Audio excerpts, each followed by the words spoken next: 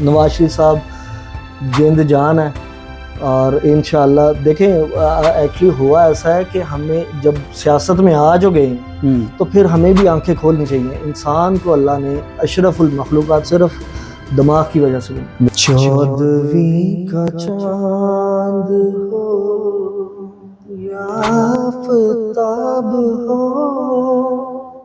जो भी हो तुम खुदा की कसम लाजवाब। इमरान खान का ताल्लुक भी क्रिकेट से था, वज़ीर आज़म बने। बाबर आज़म को भी वज़ीर आज़म बाबर आज़म के नाम से जाना जाता है।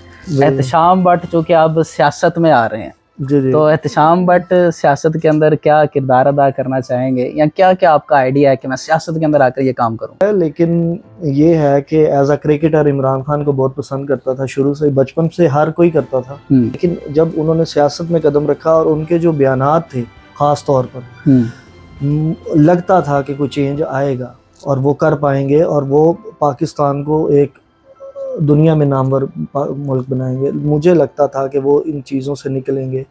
वो पिछली जो चोर चोर कहने वाली, अब उसने ये कर दिया उसने ये कर दिया, जो हर सियासतदान आगे करती हैं, तो मैंने कहा ये अलग है, ये यूथ को ऊपर लाएंगे और मेरे ख्याल से तो उनको ये डिलीवर करना चाहिए था, लेकिन मायूस कुन रहा। तो अब आप किस पार्टी के मेंबर बनने जा रहे हैं? एक्चुअली हुआ ऐसा है कि 2013 में मैं क्रिकेट से 2011 में पीछे हट गया था ग्रेड 2 के बाद।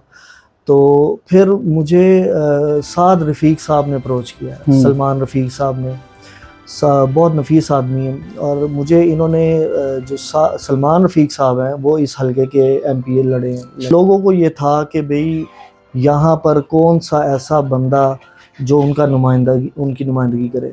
तो गुलबर्ग 5 का एरिया था, पॉश एरिया है, और यहाँ पर बहुत सारे ऐसे लोग हैं जो आपको पता है ऊपर अपर क्लास है, एलीट क्लास है। यहाँ पर लोगों की सोच इमरान खान के साथ थी और यहाँ पर उनको बीट करने के लिए कोई ऐसा एक ताकतवर और नामवर इंसान चाहिए था। तो मेरे ख्याल से मुझे लग रहा है कि उन्होंने जब अपनी सर्च किया और लोगों से पूछताछ की है तो फिर मेरा नाम उनके सामने आया।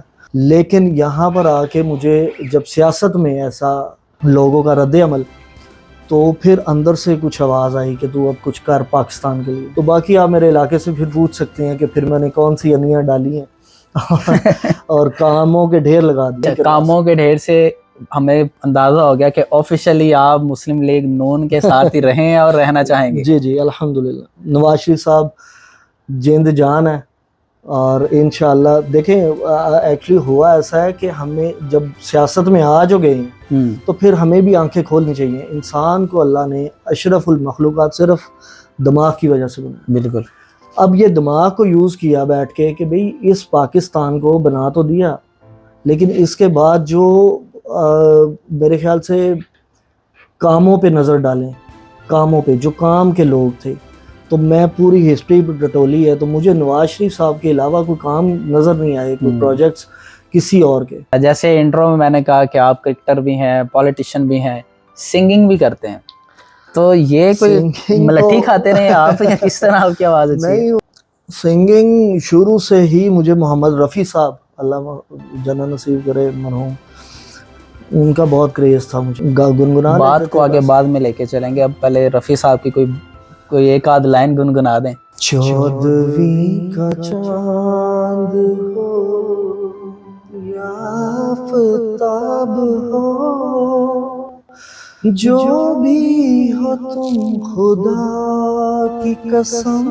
लाजवाब। क्या बात, आप भी वैसे लाजवाब हैं। नहीं, मेरा तो गला नहीं ठीक। एहतशाम बट साहब, आपने अपना कीमती वक्त दिया और आपसे बात करके भी वाकई तन पता चला कि आप मल्टीटास्किंग इंसान हैं और लाजवाब इंसान है। जी नाज़रीन, तो हमारे साथ मौजूद थे एहतशाम बट साहब। आपने गुफ्तगू सुनी और अगर आपको ये गुफ्तगू पसंद आई तो हमारे इस चैनल को सब्सक्राइब करना मत भूलिएगा। इसी के साथ हमें दीजिए इजाज़त, आपसे फिर मुलाकात होगी। अल्लाह हाफिज़।